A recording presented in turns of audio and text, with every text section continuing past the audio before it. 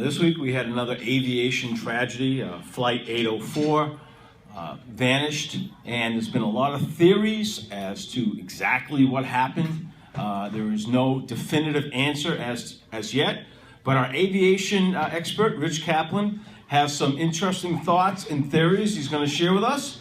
So let's hear from Rich Kaplan on what happened, what he thinks happened, and his theories on Flight Egypt 804. Thank you, Howie. Good evening, Long Island. Good evening, Long Beach. Good evening, Island Park. Good evening, Massapequa Park, my hometown. Skies above us are clear, so we are clear for takeoff, so let's fly. EgyptAir Flight 804 is an interesting example of what happens when an airplane vanishes from radar, and given the current landscape of what's happening in the world, we are quick to rush to judge. I have been in aviation now since I was in my early teens, and I can tell you right now, I will not use the T word. I will not even acknowledge it. This is an Airbus A320, the exact same aircraft that was involved in the incident. It is built by Airbus Industries of Toulouse, France. It is basically Europe's answer to the Boeing 737. It's one of the most popular jetliners currently in flight. What makes it so unique is, unlike Boeing, which uses a stick and rudder, the old format of flight, Airbus prefers fly-by-wire, which is wires running throughout the aircraft, and the cockpit uses a redundant system similar to that of a fighter jet, Howie, in that you fly the aircraft with a joystick rather than a yoke. Now, we've already begun to speculate a lot of reasons for why this plane went down. My favorite reason, and my reason, is something in the cargo hold exploded. Either that or something on board the aircraft caught. We don't know yet what it is. We haven't recovered the flight data recorder. We haven't recovered the voice recorder. So until we have the black boxes, we are just speculating. And in aviation, speculation is a very dirty word. We don't like to speculate. We want to get it right the first time. We owe it to the families. We owe it to the victims. Now, an airplane is very much like a balloon. Right now, we are flying at an altitude of 38,000 feet. The aircraft is pressurized. The cabin is like a ginormous balloon. Now, in a moment, I am going to demonstrate what happens when you have what's called explosive decompression. That is when the integrity of the fuselage, in this case, this part to this part here, is compromised. This is an ordinary plastic bag. Now, I learned this very early in aviation school, Howie, and I want to credit Louis Scala for teaching me this, because Lou is an amazing man. He taught me everything pretty much that I know in aviation, and I gotta just send a shout out to Louis Scala, SUNY Farmingdale. I'm going to put the mic down, and I'm going to go old school for a moment. Hold on for that. This is an airplane. It's basically a rigid fuselage. Now, something on board EgyptAir caused this to happen.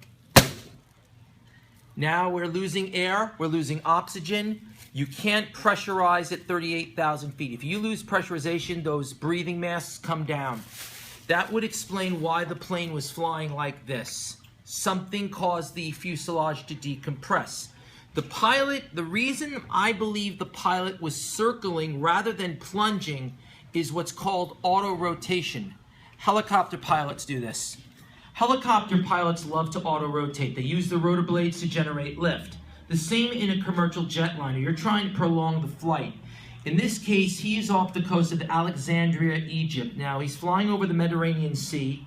He figures if I can somehow slow my descent enough, I might be able to plunge the aircraft into the Mediterranean Sea, similar to that of the Miracle on the Hudson. Only difference is, at 38,000 feet, there's not going to be a miracle. You have no engines, you have no control, you have no capability of managing the jet. A couple of things that we should talk about. Number one, there was no terrorist group that took credit for this.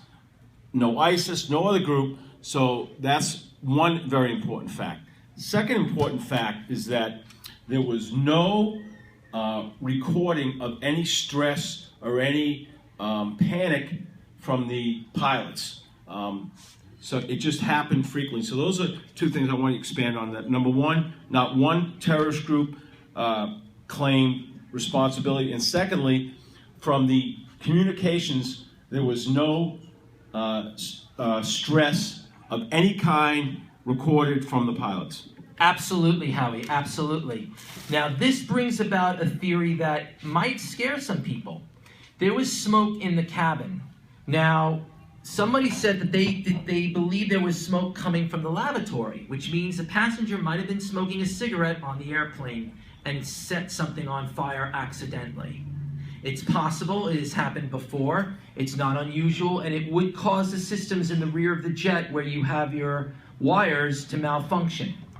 Now, I don't believe terrorism played a role in this, and the reason I believe this strongly is because of what Howie just alluded to. No one has claimed responsibility. No one has said anything, and also there's an interesting theory that one of my friends brought up is that you're not going to mess with an airline that has Muslims on the plane. Why would you kill your own people? The bottom line is that you want to send a message. You're not going to use an aircraft like this to do it. If anything, you're going to use an American aircraft or you're going to use a European aircraft. You're not going to use a Muslim airline. But my theory is that the explosive decompression was caused by a fire on board the jet. We don't know what triggered the fire. I am going to allude to an incident years ago. I'm sure a lot of you may remember ValueJet, the plane that plunged into the Everglades. The same thing happened. There was a fire. It later was determined by the National Transportation Safety Board and the Federal Aviation Administration that it was oxygen tanks being stored in the cargo hold that ignited. So anything is possible at this point. I will never, ever speculate on anything. I'm not in a rush to speculate. I, like everybody else, like Howie, I'm watching the news. I'm glued to CNN to find out what they're recovering, to see the parts that are being recovered. Are they intact? Are they severely charred? Is there any identifiable indication of an explosive device? Like when you analyze the fragments of an aircraft that has crashed, the first thing that you look at is you look at the metal. You look to see if there's a fiber known as PTFE. PTFE is basically explosive. It's what's used in C4, Simtac, and dynamite. The federal government used it to test the bomb-sniffing dogs. They put PTFE fibers on jetliners to see how quick the dogs can detect it. Well, the same can be said in this case. If they're finding PTFE on this jet, then unfortunately there is your first indication of the T word. But until that is found, I refuse to acknowledge that T played a role in this. I will not say that. I will not go there. Secondly, I want to extend my deepest sympathies to the victims of Flight 804. You're in our hearts, you're in our prayers, and we wish you all the very best that we can in this. Know that our country is extending their full resources to help you in every sense. And further, I want to allude to one more important piece that plays a big role in these kind of recoveries, and that's the United States Navy. A lot of people don't know that the Navy is playing a very big role in the recovery of this jet. They are using an aircraft called the P-8 Poseidon. The Poseidon is basically a 737 with sophisticated sonar and radar capability that detects metal as far as 10 to 20,000 feet below the surface of the water. So if this jet is indeed in the Aegean Sea, 10,000 feet in the Mediterranean, they're going to find it. And hopefully we will have an answer to this.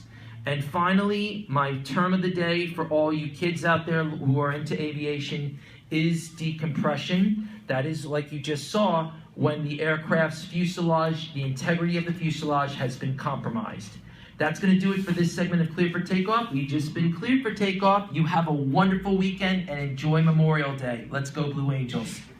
All right, thank you very much, Rich Kaplan. And in the weeks ahead, Rich is going to fill us in as more information comes available on Flight 804.